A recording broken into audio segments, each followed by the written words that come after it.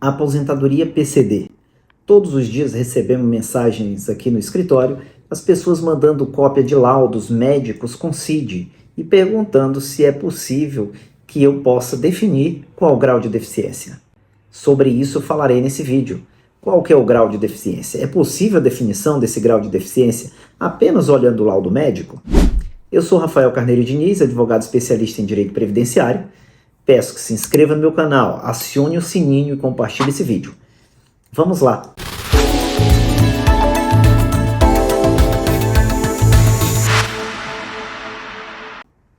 A aposentadoria da pessoa com deficiência.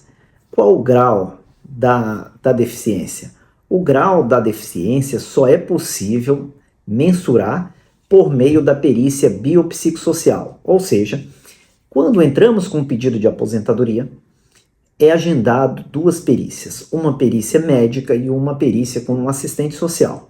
E é por meio dessa perícia que vai ser definido qual o grau da sua deficiência. Não é possível eu definir, olhar um laudo médico seu e definir qual o seu grau de deficiência. A gente pode até aplicar os parâmetros que o INSS aplicaria para saber, mas somente a perícia biopsicossocial vai definir. Isso porque o INSS, quando faz a perícia biopsicossocial, você passa com um médico que responde a um questionário com 41 perguntas e ali você é avaliado de acordo com o grau e com a sua pontuação que vai definir se a sua deficiência é leve, moderada ou grave. Ou seja, não é possível definir por quê? Porque apenas olhando para um documento. Isso porque pessoas que tenham o mesmo grau de deficiência, em regra ali, a olho nu ou por meio de laudo médico, quando você aplica esses parâmetros, o grau de deficiência dela pode dar divergência. Isso por quê?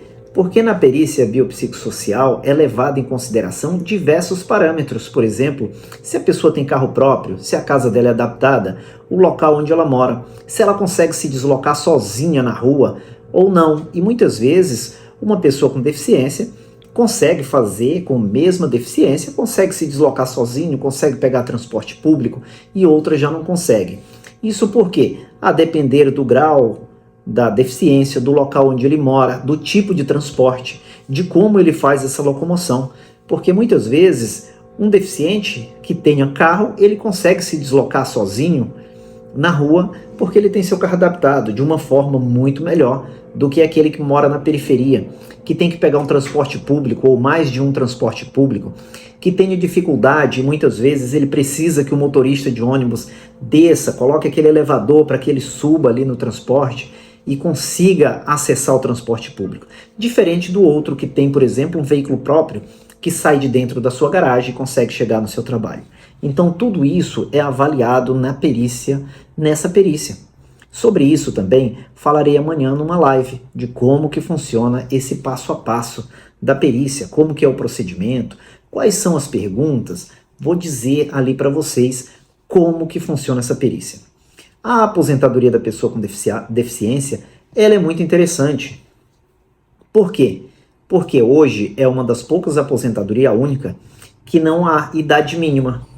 Ou seja, para a mulher aposentar na aposentadoria PCD, se for por idade, ela precisa de 55 anos e provar que tenha 15 anos na condição de pessoa com deficiência.